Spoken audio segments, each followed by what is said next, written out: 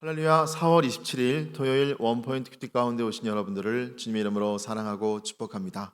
오늘 하나님께서 우리에게 주신 말씀은 잠언 28장 15절에서 28절까지의 말씀입니다. 잠언 28장 15절에서 28절까지의 말씀 다 같이 한 목소리로 함께 읽도록 하겠습니다. 가난한 백성을 압제하는 악한 관원은 부르짖는 사자와 주림곰 같으니라. 무지한 치리자는 포악을 크게 행하거니와 탐욕을 미워하는 자는 장수하리라. 사람의 피를 흘린 자는 함정으로 달려갈 것이니 그를 막지 말지니라. 성실하게 행하는 자는 구원을 받을 것이나 굽은 길로 행하는 자는 곧 넘어지리라. 자기의 토지를 경작하는 자는 먹을 것이 많으려니와 방탕을 따르는 자는 궁핍함이 많으리라. 충성된 자는 복이 많아도 속히 부하고자 하는 자는 형벌을 면하지 못하리라. 사람의 낯을 보아주는 것이 좋지 못하고 한 조각 떡으로 말미암아 사람이 범법하는 것도 그러하니라. 악한 눈이 있는 자는 재물을 얻기에만 급하고 빈궁이 자기에게로 임할 줄을 알지 못하니라. 사람을 경책하는 자는 혀로 아첨하는 자보다 나중에 더욱 사랑을 받느니라. 부모의 물건을 도둑질하고서도 죄가 아니라 하는 자는 멸망받게 하는 자의 동륜이라. 욕심이 많은 자는 다툼을 일으키나 여호와를 의지하는 자는 풍족하게 되느니라. 자기의 마음을 믿는 자는 미련한 자요 지혜롭게 행하는 자는 구원을 얻을 자니라. 가난한 자를 구제하는 자는 궁핍하지 아니하려니와 못본 채 하는 자에게는 저주가 크니라.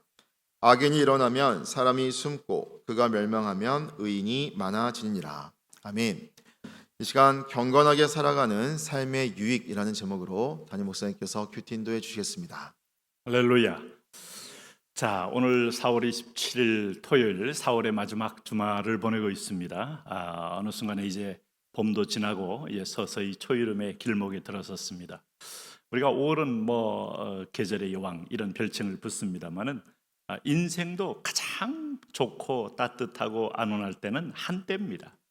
겨울이 있고 북풍 한설이 있고 삭풍이 있고 그리고 여름에 폭우가 있고 또 봄이 오기 전에 그야말로 꽃샘추위가 있고 이런 모든 인생 과정을 거치면서 사람은 겸손을 배우고 어떤 자연의 순응을 배우는 거예요.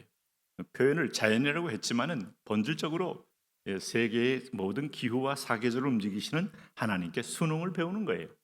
그렇지 않으면 인간이 얼마나 더 교만해질까? 인간의 교만은 끝이 없습니다. 그런 의미에서 보면 우리가 말씀을 통해서 스스로 나를 보고 하나님을 보고 이게 참 중요한 첫 번째 자기 발견입니다. 여기서부터 겸손은 시작되고 여기서부터 하나님을 경외하는 것이 시작된다 이렇게 말할 수 있습니다. 자, 세상을 사는 지혜는 하나님 앞에서 겸손과 순종의 법도를 따를 때 잘 되게 돼 있어요. 왜? 하나님이 그렇게 세상의 원리를 정해 놓으셨기 때문이에요. 하나님은 절대 선이요 하나님은 절대 좋은 것이기 때문에 우리는 그 길을 따라가는 것이 가장 지혜로운 태도다 하는 것입니다. 우선 성경은 인간의 비교의 질곡 속에서 늘 벗어나야 한다. 가진 것을 자랑하고 없는 자를 무시하는 것, 그 차이감을 인하여 행복감을 느끼는 것은 악한 겁니다. 거짓된 겁니다. 우리는 그것들을 다 가지고 있어요. 남보다 좋은 옷을 입을 때 느끼는 행복감, 남보다 좋은 걸 먹을 때 느끼는 행복감, 남보다 좋은 학교에 갔을 때 느끼는 어떤 차별적 우월감, 또 남보다 좋은 집에 살면서 더 못 사는 사람들 보면서의 어떤 자기의 행복감, 거짓된 겁니다. 우리는 이것을 문제가 있다는 걸 인식을 해야지 여기에 빠지게 되면 인간은 천박한 인간이 되고 하나님께 버림받은 인간이 되는 거예요. 그래서 15절 말씀 이런 말을 하는 겁니다. 가난한 백성을 압제하는 악한 관원은 부르짖는 사자와 주림곰 같으니라. 가난한 백성을 왜 압제하겠어요? 힘이 있기 때문에 당연히 힘으로 압제를 하고 그들을 압제하면서 힘을 가진 자의 어떤 면에서 쾌감을 만끽하는 거 아니겠습니까? 오늘 그런데 악한 관원은 부르짖는 사자와 주림곰 같은데 무죄한 치리자는 포악을 크게 행하리니 거니와 탐욕을 미워하는 자는 장수하리라. 결국 포악을 행하고 권력을 남용하는 자는 다 단명한다. 하나님이 이 땅에서도 오랫동안 있도록 내가 그를 허용하지 않는다. 권력은 하나님 건데 하나님을 대리 행사하는 건데 그걸로 어떤 면에서 보면 가난한 자를 압제하고 탐욕을 얻는 데 쓰는 것은 하나님이 결코 용납하기 힘든 겁니다. 그래서 독재자들 빨리 졸지에 어느 날 사라지기도 하고 마지막이 참 비참하기도 하고 또 뭐 이렇게 졸부들이 갑자기 쓰러져서 떠나는 경우 얼마나 많습니까? 그러므로 우리는 이 성경의 이 하나님의 주권성과 하나님이 미워하는 것, 하나님이 좋아하는 것을 잘 깨닫는 게 지혜예요. 17절 보세요. 강포하니까 사람의 피를 흘리잖아요. 그런 자는 스스로 함정으로 달려갈 것이다. 이렇게 말했어요. 그 피는 꼭 자기에게 머리로 돌아온다.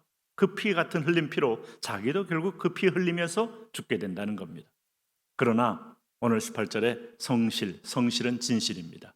성실은 자기 안에서 땀 흘림입니다. 이 땀 한 방울이 의미가 얼마나 큰지를 성경은 우리에게 타락한 인간에게 회복할 영적인 어떤 중요한 삶의 지표로 우리에게 보여주고 있어요. 여러분 땀 흘리지 않고 얻는 것은 불안당이라 그래요. 불안당들은 여러분 결국은 땀 흘리지 않고 공짜로 또 사기로 아니면 또 자기 대가 없이 다 이것은 거짓된 겁니다. 그런데 성실하게 행하는 자는 구원을 받을 것이다.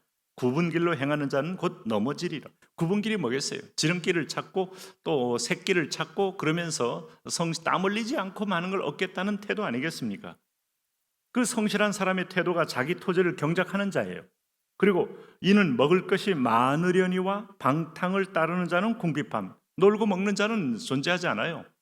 여러분 서비스 산업만 있는 나라를 봤습니까? 제조업이 있어야 돼요.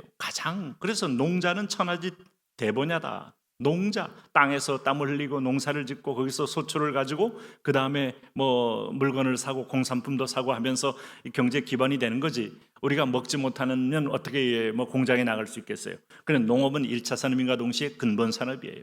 이건 땀이 있어야만이 얻는 가장 초보적인 너는 흙에서 왔으니 흙으로 돌아갈지니라. 하나님이 땅을 경작해야 해서 성실을 배우게 해야 우리 체질이 바뀝니다.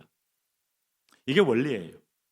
그래서 삶의 의미를 못 느끼는 사람은 성실하게 직장 다니는 법을 배워야 되고 성실하게 일하는 법을 배워야 되고 1시간 알바를 통해서 최저시급을 받으면서 땀의 대가를 아는 법을 배워야 의미가 있는 것이죠. 여러분 어떻게 사십니까? 부모님이 물려준 재산 가지고 사십니까? 아니면 은행에 놓은 그 이자 가지고 사십니까? 그런데 여기 보시면은 충성된 자는 복이 많아도 속히 부하고자 하는 자는 형벌을 면하지 못하리라. 그러니까 이 확률로 한번 보세요. 성실만큼 가장 100% 확률을 주는 게 없어요. 근데 이 세상에서 성실한 사람이 실패한다. 그 신화입니다. 신화. 과연 지름길을 행하고 그 다음에 방탕으로 행하며 그리고 땀 흘리지 않고 움직이는 자들이 과연 마지막까지 몇 % 살아남는가 보셔야 돼요.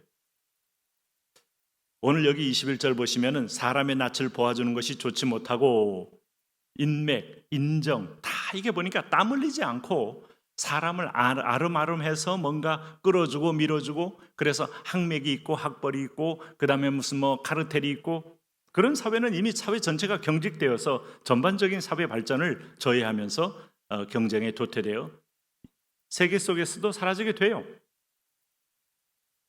여러분 우리나라가 석유 한 방울 안 나는 나라라고 했죠. 한때는 뭐 동해안에서 잠깐 났지만은 뭐 경제성이 없잖아요. 칠광구는 아직도 발굴이 안 됐잖아요. 그런데 우리나라 1년에 석유 80조를 수입합니다. 80조. 근데 아마 여러분 우리나라가 석유를 얼마나 수출하는지 모르실 거예요. 석유로 돈 버는 나라가 한국입니다. 100조를 수출합니다. 20조를 석유 때문에 법니다. 뭐 때문에요? 땅에서 캔 게 아니고 성실하게 연구하고 석유를 정련하고 고급화시키고 이런 기술을 투자하고 여기에 집중하는 소위 말하는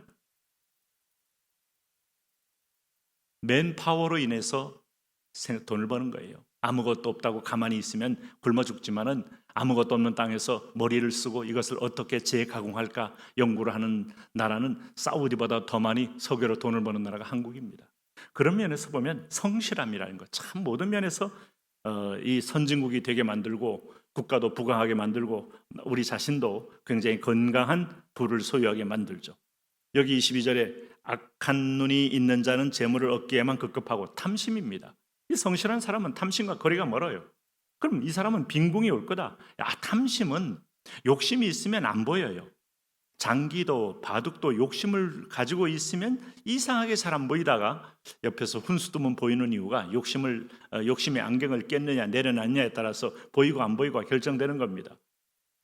23절 보세요. 사람을 경책하는 자, 이 사람이 성실한 자예요.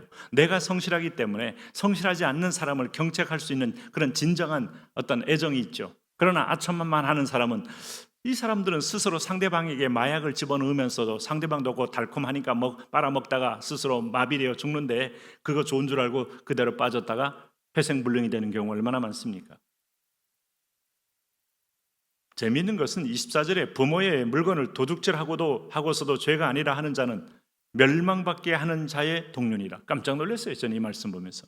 부모님 거 내 거 아니에요. 부모님 건 부모님 거고 내 건 내 겁니다. 저도 어릴 적에 초등학교 때 필요하면 아버지 주머니에서 몇 푼 갖다가 쓴 기억이 있어서 그거 회개했어요. 제가 나중에 예수님 믿고. 그 잔돈 몇 푼씩, 이건 내 거 아니라는 거예요. 그러니까 이런 마음으로 부모 재산, 내 재산 하는 것이 다 탐심이고 불안당 같은 마음이고 땀 흘리지 않고 얻고자 하는 마음이고, 아버지가 있으니까 나는 부자가 되겠다. 참 망하기 딱 좋은 태도입니다. 네.